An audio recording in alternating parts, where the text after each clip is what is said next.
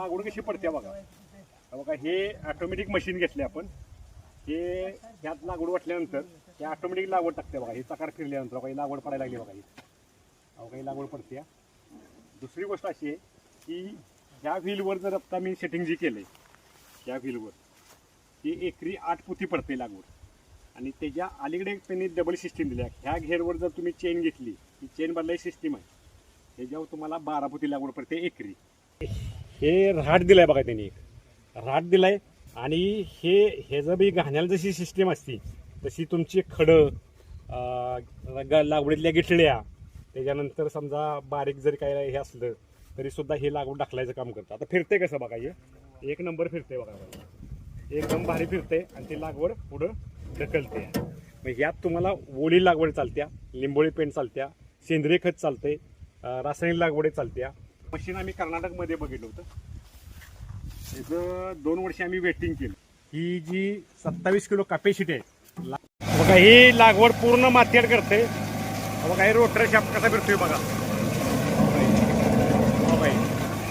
आणि ही लागवड मातीआड करते आणि सरीला भर पण अतिशय उत्तम पद्धतीची लागते बघा. एक नंबरच आहे. लागवड टाकायचा ताप वाचतोय आपला. आणि ज्या ठिबकच्या पाईप आहेत आपल्या त्या आम्ही उसावरती घेतली. ती काय काय माणसं ही ठिबकचे पाईप काढून घेतात मशीननं. ते काढायची काही गरज नाही. आडवी एखादी सबमिल असते तर आम्ही सबमिल खोललेले आहे बघा. PVC एकरी 8 पोती लागवड पडते बघा. साठी डोस काय बघा, 10-26-26 1, 9-24-24 1 पोतं, लिंबोळीची 2 पोती आणि सिलिकॉन 5 किलो, फर्टेरा फेप्रोनिल वाळवी हुमणी म्हणून 5 किलो घेतलेला आहे. पॉलिसल्फेटची 25 किलोची एक बॅग घेतलेली आहे. त्याच्यानंतर 10-26-26ची एक बॅग घेतलेली आहे. आणि मी एक्स्ट्रा ह्याच्यामध्ये हे टाकलेलं आहे बघा, कृष्णा कंपोस्ट म्हणून आमच्याकडे मिळतं एक लागवड, ती 2 पोती अशी एकरी मी 8 पोती टाकलेली आहे. अवघा समोर ऊस कोळलेला आहे. हे आता सबमिल जोडायचं चालले, त्या गडी कामाला येतात आता. अवघा असा ऊस कोळलेला आहे. आणि दोन्ही बाजूला ऊसाच्या ह्या बाजूला बी लागवड पडल्या आणि ऊसाच्या सरीच्या ह्या बाजूला दोन्ही बाजूला लागवड पडते. हे बघा हे कडेला असं उचललं होतं. अवघा हे लागवड तुम्हाला दिसत असेल बघा, दोन्ही बाजूला लागवड पडते बघा. बघा हे ट्रॅक्टर बसतोय बघा करेक्ट. फक्त ट्रॅक्टर हे कडेची जरा 2 सोंब मोठी, तर 2 जर आडवेदन जर तुम्ही सोडले 2 तरी काही अडचण येणार नाही. फक्त रान कडेला तुम्हाला 2 आडवेदन सोडावे लागणार. पुढलं अंतर बघा हे दाखवतो मग आपण तुम्हाला. ते पाय मॅड हा टायर बाहेर टू बाहेर हा 40 इंच आहे. आता 40 इंच म्हणजे 36 12 36 आणि 440 म्हणजे 3.25 फूट ह्याची रुंदी आहे ट्रॅक्टरची. आता याकडे तुम्हाला दाखवतो मागच्या इन्स्ट्रुमेंटची माहिती. हे जे इन्स्ट्रुमेंट आहे पंख्याचं, बघा हे पंख्याचं जे इन्स्ट्रुमेंट आहे बघा, हे पंखा, ह्या पंख्याची जी रुंदी आहे ही 31 इंच आहे. पुन्हा हा जो रोटर आहे या रोटरची रुंदी सर्वसाधारण 30च आहे.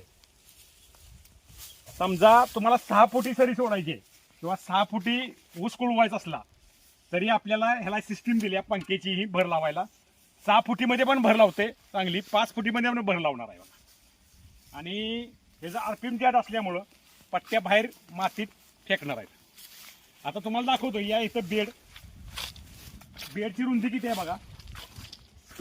बघा ही बेडची रुंदी झाली बघा. इथं ऊस टू ऊस 52 इंच झाला. ऊस टू ऊस 52 इंच झाला. तुमचा टायर 3 फुटाचा आहे बरोबर. टायर इथं बसतोय.